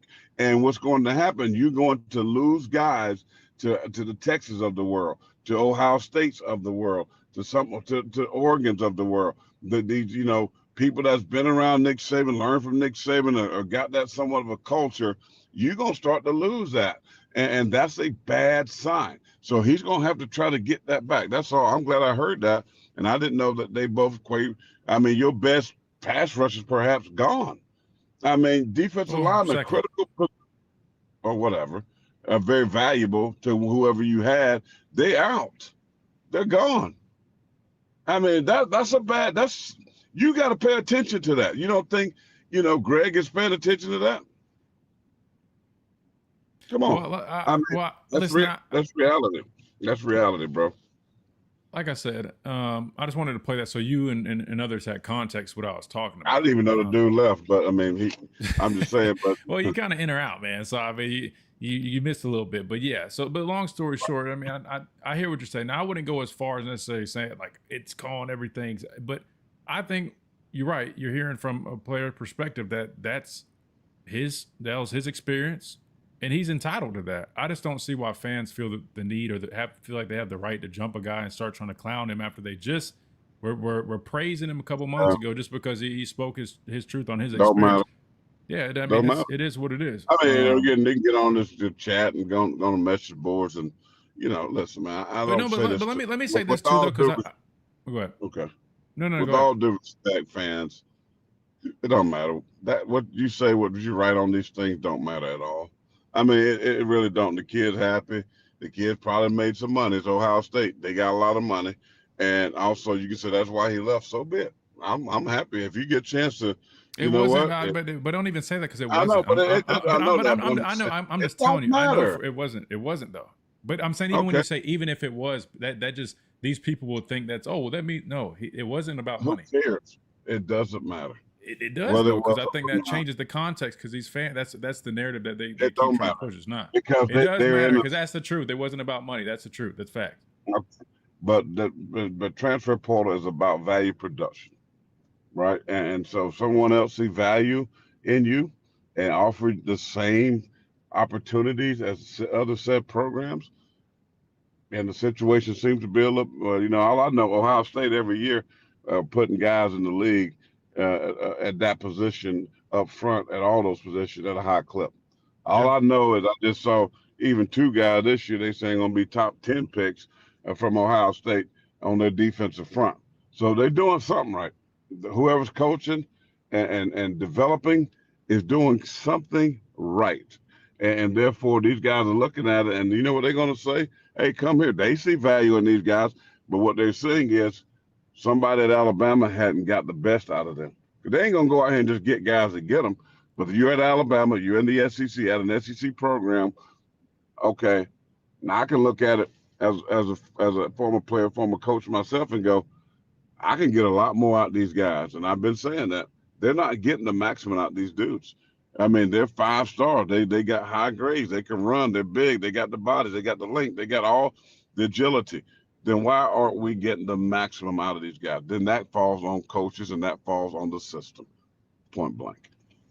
I'll just say this real quick. In terms of, I know you mentioned like they're losing. Like, I think a certain type of player, right, is going to prefer or maybe fit better here. Listen, we're still recruiting at a very high level, right, and that's not by coincidence. I do understand the brand means a lot, right, and I know people are quick to just say, "Oh, well, y'all say Coach," not y'all. I didn't say that.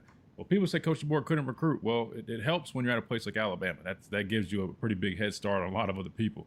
That said, I think you got to understand, for some people, and this is why I was trying to say initially, like some people prefer like what he's mentioning, right? He said the word intentional, right? That intensity reminds him of kind of what he had at Coach say. Like there are programs and coaches that follow a little bit more of that. Like you see Indiana. There just was a clip of head coach Cignetti from Indiana talking about one of their guys transferred from Michigan State. Dude showed up to practice with gold cleats. Guess what? Got his ass ripped immediately. That's because, you know, that's that standard. That's kind of that Coach Saban style of deal. If I'm being completely honest with you, like, I don't know the rules that they have now, but it's a little bit different than what I'm used to. Like, we couldn't, you know, wear certain cutoffs or certain types of cleats, this and that. That's well, because when you do that under, kind of stuff, like Ryan Williams out there would opt 2 different shoes. Oh, come on, man. I mean, that's pro day. That's pro day though. That's pro day. I don't care what day it is. I mean, all you doing when you do this. No, pro day. We used to get away with a little bit of stuff. I'm not making excuses. I'm telling you my experience. That's not an excuse. I'm telling you just said it. Cignetti ripped him a new one. My point. Right, but hear me out. Hear me out. What I'm saying is, yes, I prefer that style. That's what I came up in. That's what I'm used to, and I think I know it works. I played in 4 national championships. I have 2 championship rings sitting in front of me to prove it works. So I prefer that method. But what I'm saying is, I don't think that necessarily means the way they do it here now doesn't work. I don't think that's not what that implies. I don't think you can go as far as saying that. I don't think that's fair to say that because there are people that do it different. Like in the NFL. What I'm saying, my point is, when you start doing yellow mouthpieces and anything, when you start to individualism, and trust me, I get it. And I get it. I'm not a fan of it either. That's all I'm saying. You want is look at me, and it takes away from the team. That's what these coaches are saying. Like, you don't need to be in here with gold cleats on. I mean, what are you? Are you the gold star? You the symbol now? I mean, you the mascot? We don't know. I mean, these guys. This dude about to hit my daggone car. But these guys got to stop being selfish. Right, you know how you make a name for yourself by the way you play, by beating somebody's tail that on one when it's 3rd and long, by getting sacked, strip fumbles, by beating somebody in one-on-one coverage when it's 3rd and 6, right? You get open by blocking somebody, you know, takedowns, drive block, pancakes, by throwing that post route into a tight window. That's how you get the attention you want. Not by wearing different color shoes, not by wearing a different color mouthpiece, not by all this stuff rolling on your face. All of a sudden on game day night you saved, but you ain't saved, Sunday through Saturday. I mean, stop all of this foolishness. Go out there and just play ball. Be real. That's all. Again, I agree with everything you're saying because that's what I came up in. However, I think it's important to just throw out there, right? You gotta look at it from a different perspective sometimes.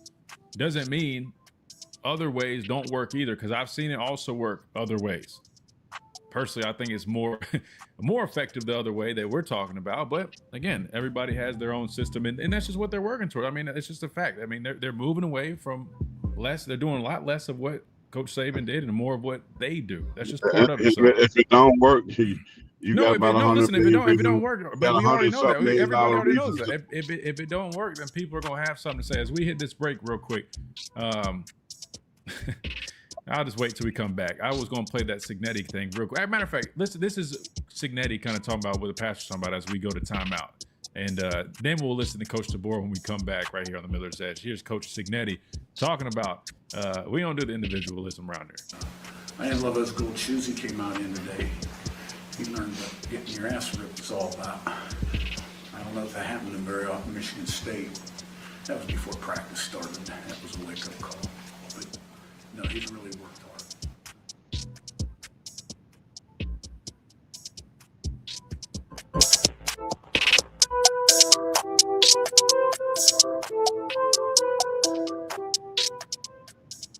The Tuscaloosa Thread News Update is brought to you by All right, now we're gonna listen to Coach DeBoer.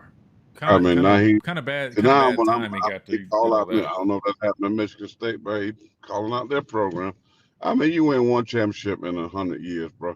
I mean, bro, you just woke up on the. I thought you went to the gym. I thought you were gonna come on here and be all optimistic. You coming on here throwing shots at everybody. I mean, listen.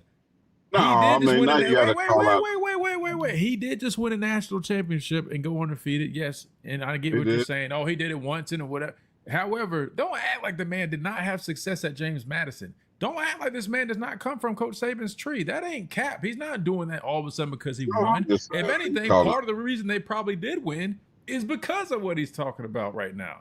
So don't go shots at him. No one's saying they're necessarily going to win it again, but you can't sit there and try to take credit from the man like that. I ain't gonna take the kudos again. I like they called the dude out, but don't call the program out. He didn't call the program out like that. He just was saying that's where the kid came from. He was just saying here at Indiana. You're not hearing him say this, I'm sure that probably don't happen. I got it right here. I didn't love those gold shoes he came out in today. He learned that getting your ass ripped is all about. I don't know if that happened in very often Michigan State. That was before practice started. That was a wake up. He said, I don't know if that happened until listen, he's just saying where he came from. I don't know if that happened to him very often. Meaning, because listen, I mean, he's probably not wrong. The kid showed up with gold cleats. So he's saying, I don't know if that really happened to him much. And he also is probably going off of maybe the way the kid responded. Maybe the kid was like, shook, kind of like, damn, like, did he just do that? Who was this player? I don't know. I don't know. I just know it's some guy that they got from the portal. You keep sleeping on this dude. Like, watch him. They're still going to be a decent team. I don't know how it all comes together, but listen, man. Now they did lose. I think they hired off their coordinator. I think at least one of their coordinators got hired off. So again, I don't know how all them 48-year-old players he got. Bro, you're a hater, man. You listen. You got some haterade in that big ass mug you got, whatever that is. That Stanley water. Cup. I'm on my water. Haterade in there, man.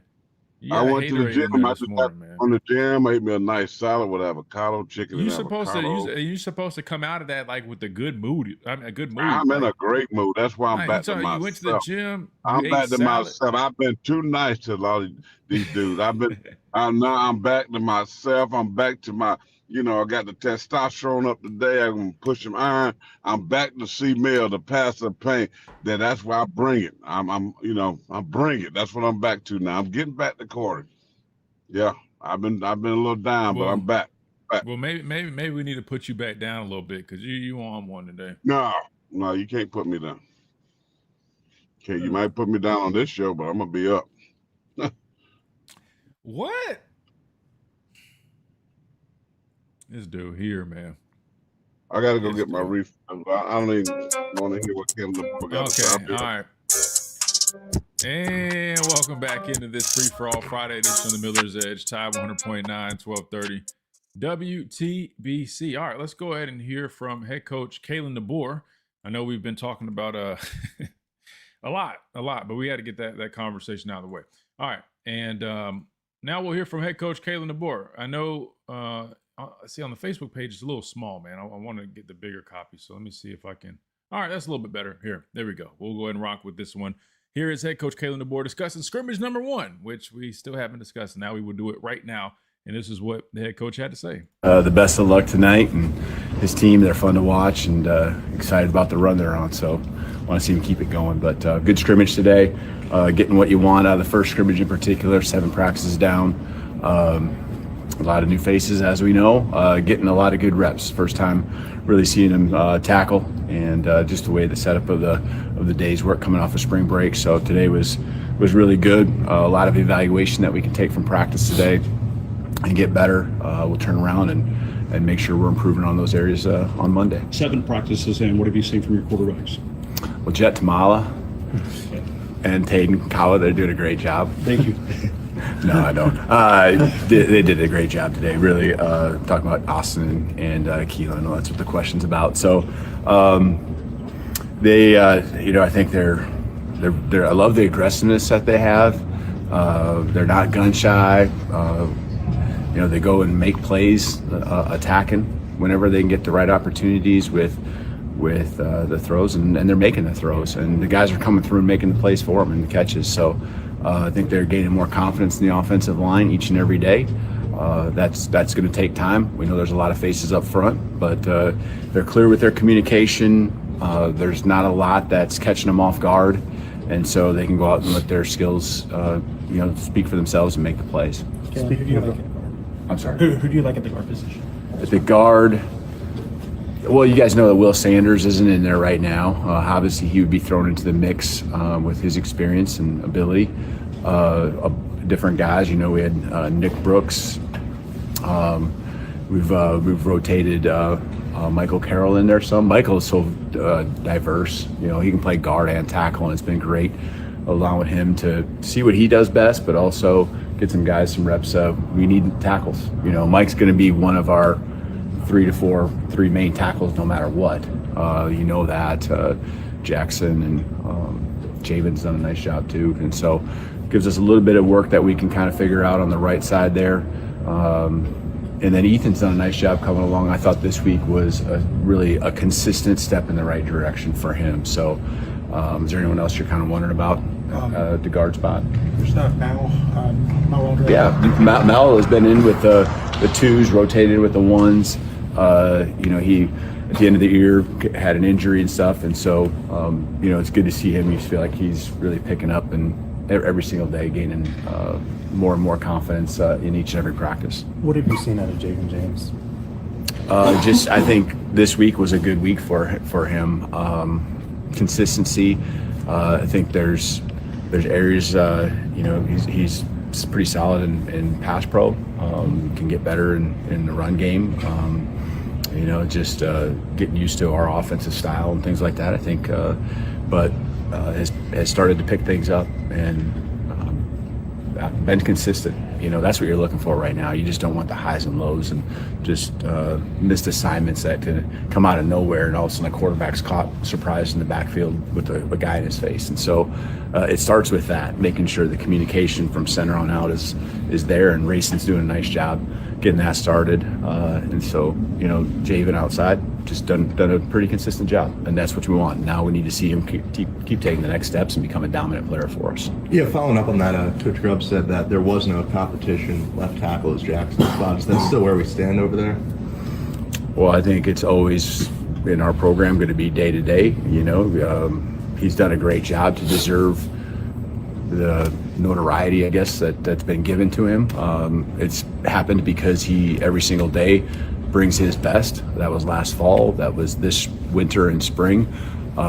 He's become very strong, and he's already an athletic kid, and going out there and doing some really good things on the football field. But I think that's the important thing, not just for him, but for all our guys, is as you're the guy that's taking most of the reps at a certain position. I don't care if it's O-line or wide receiver, you better not get comfortable. You better keep the pedal down, because the next guys are coming. And that's the neat thing with having so many new faces. As you're seeing in practice, the competitiveness is happening. It's within a position group. It's within offense versus defense. A lot of new faces. A lot of the early practices were just spent on us understanding what tempo we want and what we want it to look like when we're practicing here at Alabama, as all these different guys, whether it's high school or transfers, come into our program. What did you see out of the running backs today, and just broadly speaking, are you seeing that improvement out of the running game so far?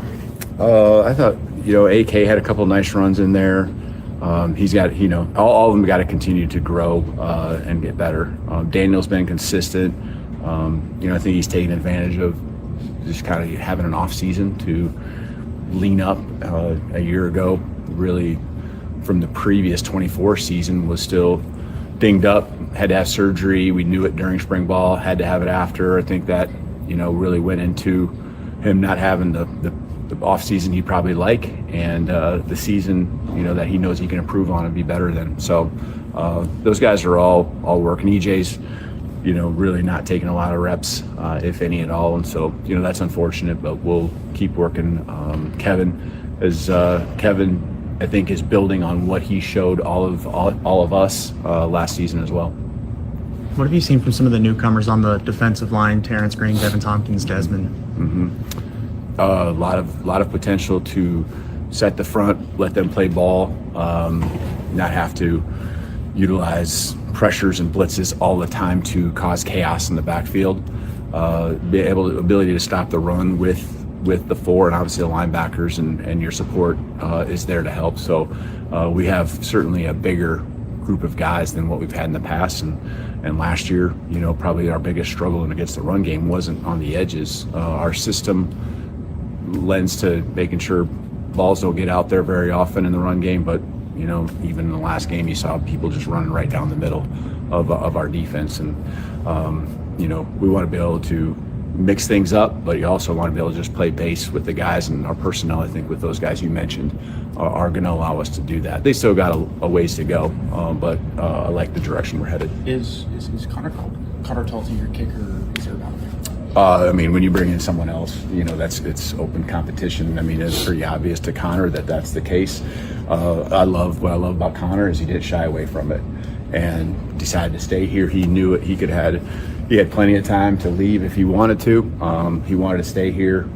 He's got it in him. Just continue to battle, and like that competition there. I think we're going to be good.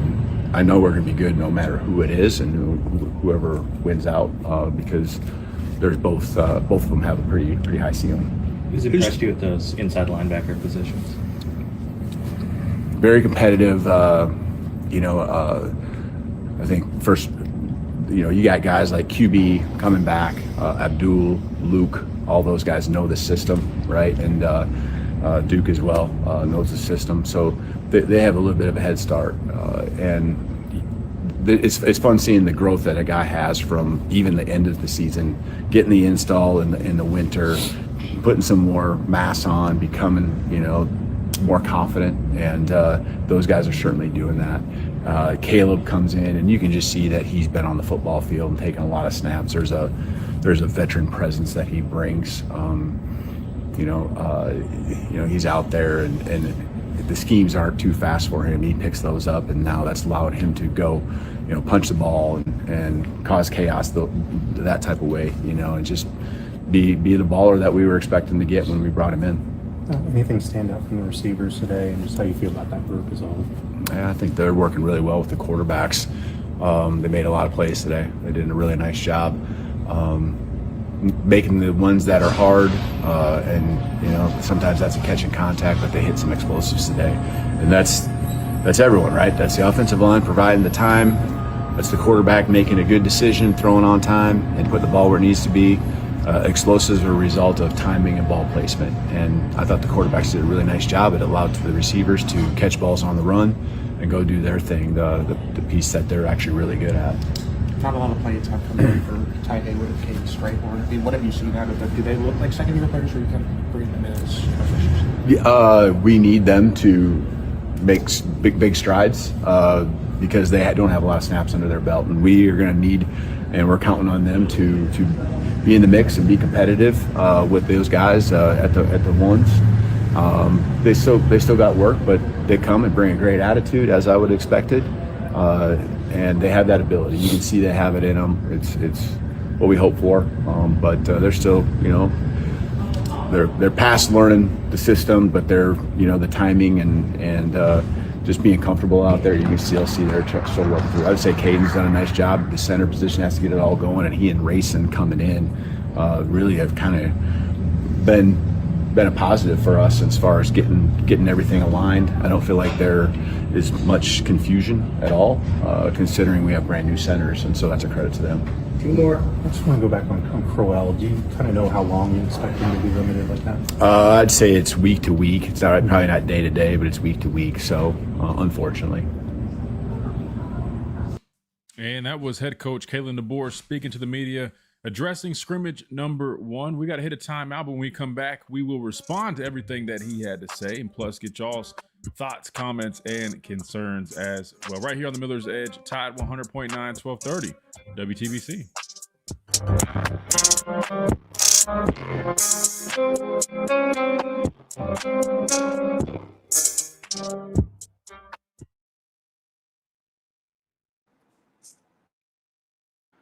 What are you about to say? I know you about. I see you, the big old meaty finger reaching for that screen, man. What are you about to say? Oh, happy Friday, everybody. He ain't really talked too much about the defensive line, though. I'm kind of. Did I miss something? I'm not gonna lie. I was doing I don't something really. for a second. Me, I don't get caught up. So I mean, that's good for the fans to hear him talk about these, players and the media, local media. This is all good stuff. But for me, I don't even really care what he says about that, because what's gonna matter to me when the real camp starts and summer camp and getting the football season and all that.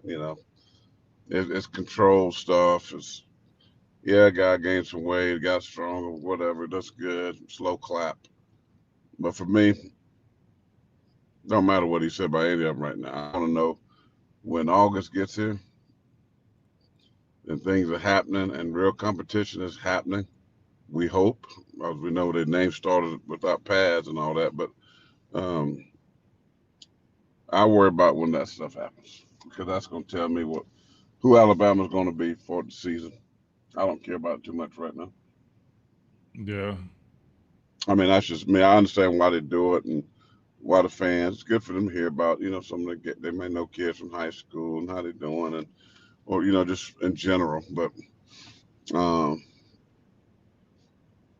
it don't mean nothing. No, I mean, and trust me, brother. You know, I'm with you, brother. But I'm hosting the show, man. Like, no, I said I skipped the local radio and this local media. That's why I said I understand it. That's why I said I got my refill of my coffee. Competition there, I think. How the hell did you host the show? I mean, so when you hosted the show? I mean, what the hell did you do? Man, I gotta go see it. Well, I don't care what they talk about. But I let a lot of I know all my listeners want to hear. I don't care. I'm gonna go fix some coffee while y'all listeners listen to it. I don't care. I mean, how the hell did you host the show? I would play it, then go to the bathroom, pee, and let them hear it, and then I'll come back. Okay, that's really good.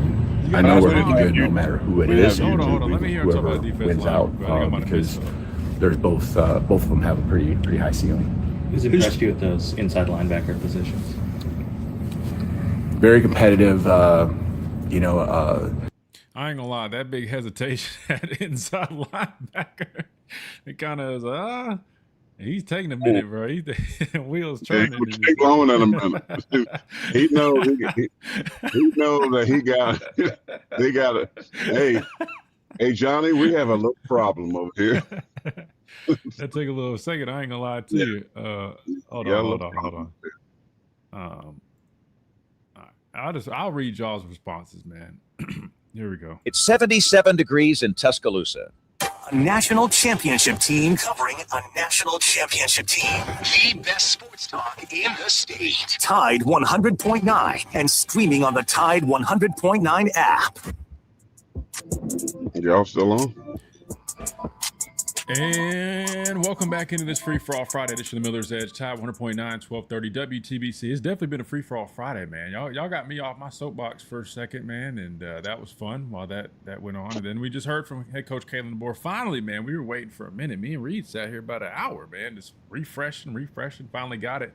And we just heard about it. And we'll respond here in a second. But first, I got to remind you about our friends over at Lamparello Law Education and Advocacy. We always talk about if you guys need any type of criminal defense, legal representation, that's of course really important, but it could be anything. It could be academic misconduct matters, NIL, First Amendment cases, you name it, they've got you covered. And on top of that, they even represent students, whether it's high school, college, graduate. If you guys like reads in school, may need some help with some test taking tips, things like that, you need some exam prep, you need some academic or career planning, anything, you name it, in terms of being successful, they've got you covered, and they will represent you in a first-class manner. So make sure you guys check them out. What separates them is not only that they do it with a first-class manner, they'll do it with genuine care, passion, and relentless advocacy, but also the best prices around for that representation. This stuff can get expensive, but with Lamparello Law, they will take care of you at a very affordable rate. So check them out today, 201-317-5115. Email adam@lamparello-law.com, or just hang out in the streams where you can find Adam talking on Thursday, or in the chat and you can ask them some questions there. Then they got their website launching soon, lamproto-law.com. Again, Lamproto Law, education and advocacy. Gentlemen, and we only got about 2 minutes or so remaining. Do you guys want to respond to anything that you heard? I was going to read a couple of chats, but I was going to open the floor up. I see my dad. And listen, maybe you don't need to go to the gym and eat salad before you come on the show, because I think it kind of spoiled your mood a little bit. I mean, you just been in one of those. Listen. No, that's a I'm lot. not saying no.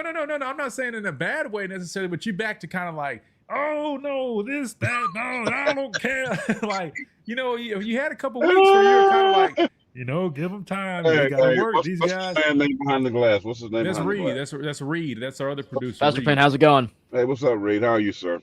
I'm good. I can't hear him, but he said good. This might be your system. Go ahead. Can you hear me though? Yeah, I hear you well. Perfect. Well, I got you, Reed. Coming back either, but no. I'm listen, man. Real quick, we were talking yesterday. I've been thinking about it. I went online for Planet Fitness. I couldn't get nobody to answer the phone, and then this morning I called again. I said, "Can I just do it online?" So I went online and I joined the gym, and I went my first session today, and it felt good, man. It just I'm weak as pea water. There's no doubt about it. The fact that 135 on the thing, and I'm struggling, but no, it's good. It's a mindset, but just like biblically, I make sure that I work out spiritually every morning through prayer, through reading the Word of God. That's every day.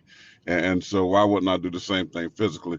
Because I need to be in shape and good health so I can keep preaching the Word with power and strength and travel the way I do. You know what I mean? So the body is a temple of the Holy Spirit, so you got to take care of it. So I've been slacking there. It's you go through stuff, man. Sometimes you just get down on yourself a little bit, but I had to come out of it, so I'm back. So Chad, I'm back. I ain't holding back on Kalen the board no more. I ain't holding back. Listen. Easy. Why does everything have to be so aggressive? Like, why? Like, I'm aggressive. I'm aggressive. I'm gonna play Sam Becker. I'm kamikaze. I'm a blow up. Whoa. Not the right time to be doing that. There's too much stuff going on in the world to be throwing that stuff around. All right. Reed, real quick, we got a minute, man. Anything that you wanted to comment on?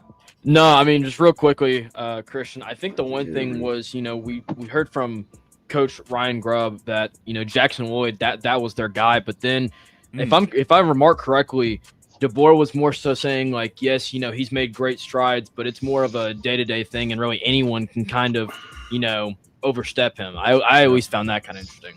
Yeah, I'm not gonna lie. That was music to my ears, because it was kind of like, all right, let's reel this back in. Hey, we're not just handing out jobs day 3 of spring. It's a constant competition. We like that. We like that answer. We do like that answer. Great. See, that's what I'm saying. That's why Listen, let me close out the show. I'll let you respond. That's why they didn't know how to stay, because they giving jobs away based on soccer. Okay. And that said, we got to get out of here on this free-for-all Friday edition. We appreciate each and every one of you tuning in, like you guys always do. We'll be back Monday right here on the Miller's Edge. Same time, same place. Tide 100.9, 1230 WTBC 11 and 1. We'll see you guys then.